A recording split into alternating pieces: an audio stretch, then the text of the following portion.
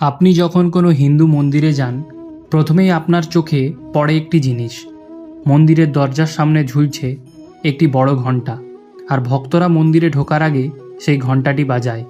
এই দৃশ্য আমরা ছোটবেলা থেকেই দেখে আসছি, কিন্তু কখনো কি নিজেকে প্রশ্ন করেছেন মন্দিরে ঘণ্টা কেন বাজানো হয়? এটা কি শুধু একটা প্রথা, নাকি এর পেছনে লুকিয়ে আছে হাজার বছরের গভীর আধ্যাত্মিক রহস্য? হিন্দু শাস্ত্র, পুরাণ এবং আধুনিক বিজ্ঞান সব কিছুই এই প্রশ্নের একটি আশ্চর্য উত্তর দেয়।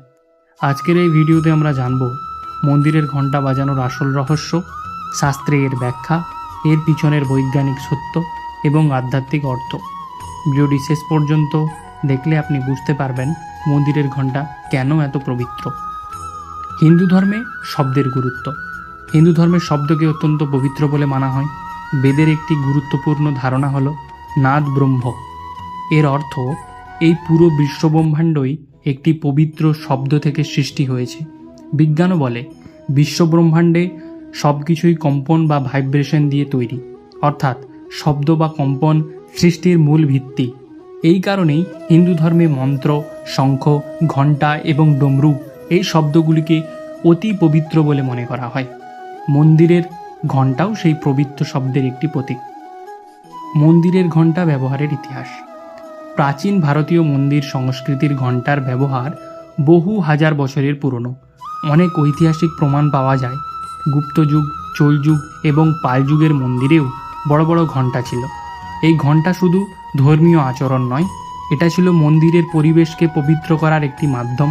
প্রাচীনকালে মানুষ বিশ্বাস করত ঘণ্টার শব্দ দেবতাদের কাছে পৌঁছে যায়। এই কারণেই মন্দিরের দরজায় একটি বড় ঘণ্টা ঝুলিয়ে রাখা হতো। শাস্ত্রে ঘণ্টার উল্লেখ। হিন্দু আগম শাস্ত্রে বলা হয়েছে পুজোর সময় ঘণ্টা বাজানো অত্যন্ত গুরুত্বপূর্ণ। একটি বিখ্যাত শ্লোক আছে, আগমার্থাং তু দেবনাং গমনার্থং তু রক্ষসাম।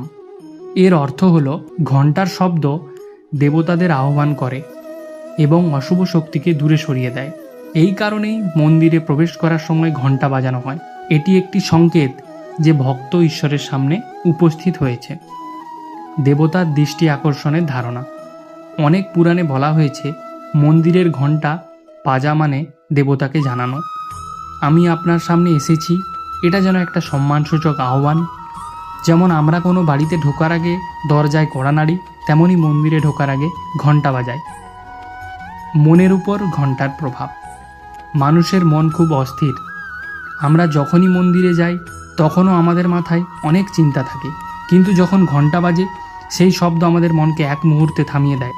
এই মুহূর্তে আমাদের মন বর্তমান সময়ে ফিরে আসে। এই অবস্থাকে বলা হয় ধ্যানের শুরু। ঘণ্টার বৈজ্ঞানিক ব্যাখ্যা। মন্দিরের ঘণ্টা সাধারণত বিশেষ ধাতুর মিশ্রণে তৈরি করা হয়, যেমন তামা, ব্রোঞ্জ, দস্তা ও নিকেল। এই ধাতুগুলির মিশ্রণে এমন একটি শব্দ তৈরি হয় যা দীর্ঘ সময় ধরে কম্পন সৃষ্টি করে। গবেষণায় দেখা গেছে এই কম্পন মানুষের মস্তিষ্কে আলফা তরঙ্গ তৈরি করে। আলফা তরঙ্গ সাধারণত ধ্যানের সময় দেখা যায়। এই কারণেই ঘণ্টার শব্দ শুনলে মানুষ মানসিক শান্তি অনুভব করে। নেতিবাচক শক্তি দূর করার ধারণা। হিন্দু আধ্যাত্মিক দর্শনে বলা হয় শব্দের একটি শক্তি আছে। ঘণ্টার শব্দ পরিবেশের নেতিবাচক শক্তিকে দূরে সরিয়ে দেয়। এই কারণেই পূজার সময় ঘণ্টা বাজানো হয়। একবার এক তরুণ এক সাধুকে জিজ্ঞেস করল, গুরুজি, আমরা মন্দিরে ঢুকে ঘণ্টা কেন বাজাই? সাধু হাসলেন এবং বললেন, ঘণ্টা বাজানোর দুটি কারণ আছে। প্রথম কারণ দেবতাকে জানানো যে তুমি এসেছো। দ্বিতীয় কারণ নিজেকে মনে করিয়ে দেওয়া যে এখন সময় ঈশ্বরের কথা ভাবার। জীবনের শিক্ষা। মন্দিরের ঘণ্টা আমাদের একটা বড় শিক্ষা দেয়। জীবনের বাস্তবতার মধ্যে আমরা অনেক সময় নিজেকে ভুলে যাই, কিন্তু যখন ঘণ্টা বাজে সেই শব্দ আমাদের মনে করিয়ে দেয় পরমাত্মার প্রতি সমর্পিত হও। মন্দিরের ঘণ্টা শুধু একটি ধাতব বস্তু নয়, এটি একটি পবিত্র প্রতীক।